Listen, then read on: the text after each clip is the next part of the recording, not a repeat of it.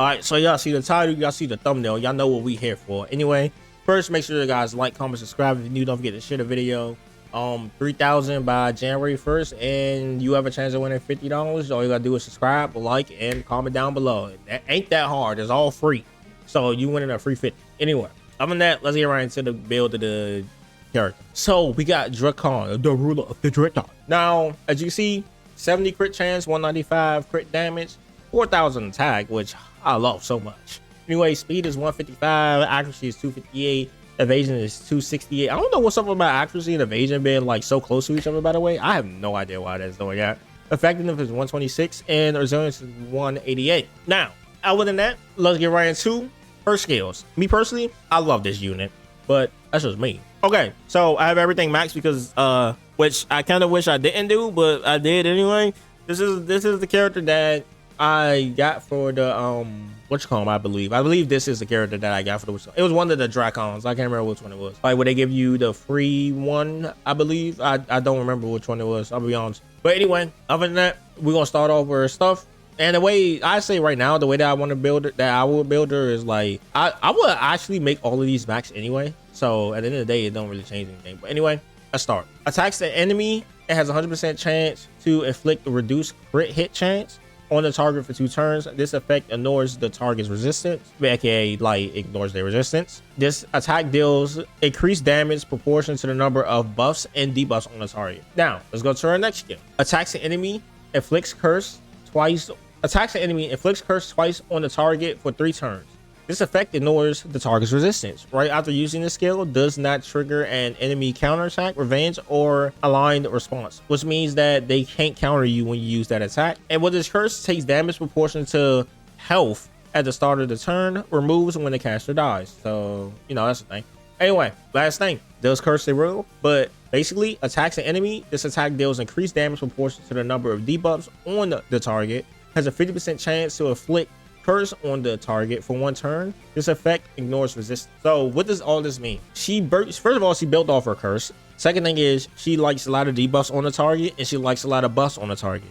Now, the only thing that takes control of the buffs and debuffs is her ult, but her skill that you're going to be using a lot also just takes a lot of damage from just debuffs in general.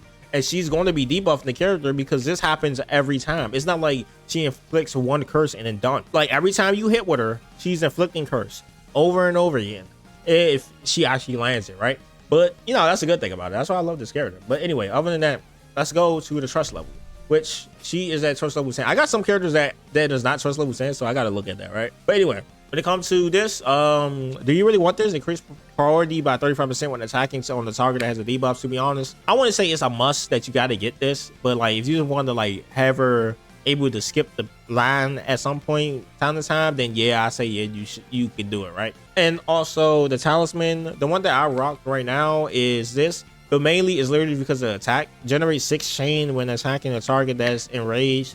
I don't really care to have this, like that actual ability. If anything, I probably would rock either the dice or, oh, I don't have it, but either I will rock the dice or the assassins thing. I'll rock one of those, either or. But make sure it has at least attack on the thing, so that way you know you get more attack out of her because she loves attack. Anyway, let's get into the gear. So the way I'm running her is counter attack set with attack set. Why? Because she likes attack. It's not like she's a unit that doesn't like attack. She likes attack, obviously. But anyway, the things that you want is just like an average damage dealer. You want attack, crit rate, crit chance, and speed. Now, you know, like, what about the like accuracy and stuff? Most of the time, like, you can get that on the gear as well. But most of the time, from what I see, like with the effectiveness that she has, 126, she lands them curses still. So because it ignores the resilience, which means if it ignores the resilience, she don't need to worry about the effectiveness. Because what does the effectiveness do? The higher the effectiveness, the lower the chance the target has to resist debuffs. But if it ignores their resistance, then they can't resist it anyway, so you don't really need it. So that's why I went with counter and attack. Now the attack is just for the attack percent. The counter is so she can go again, because if they hit her and she has a chance to counter, right?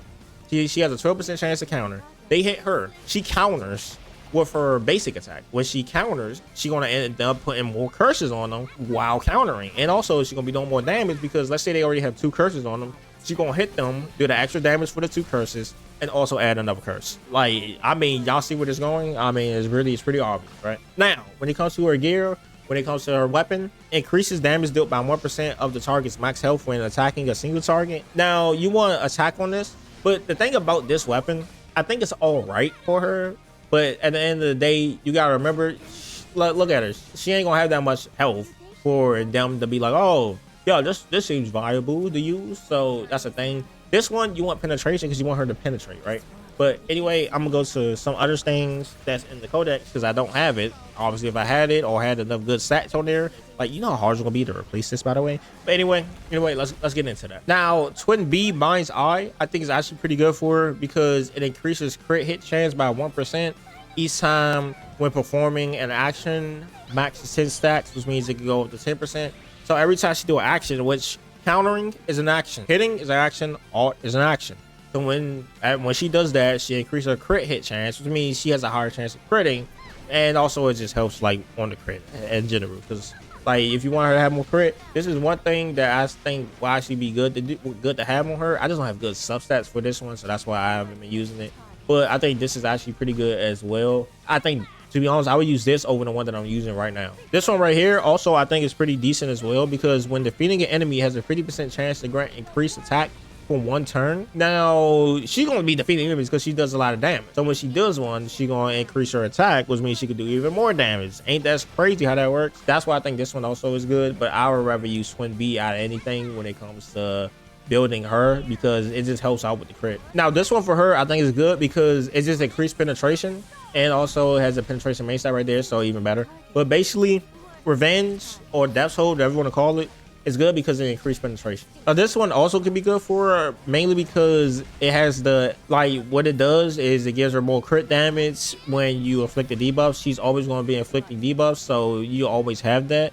The main stat that you'll probably want to go for this is crit rate because that's what you're gonna have, a lot of crit damage. So you gonna need crit rate so you can actually be able to, you know, pop off with the extra crit, but you know that the multiplier. So yeah, Drakhan or Dragnot or whatever. I think this is what you want to do for her. But anyway, other than that, her teams, I usually run her on the team where I also use is like I use her, and I use her for the shield, and also I use her because these two right here just gives a lot of debuffs on the enemy, and then she's just there for sustain, but she gives debuffs as well. At the end of the day, she just like claps anything because there's so many debuffs that she just does an insane amount of damage.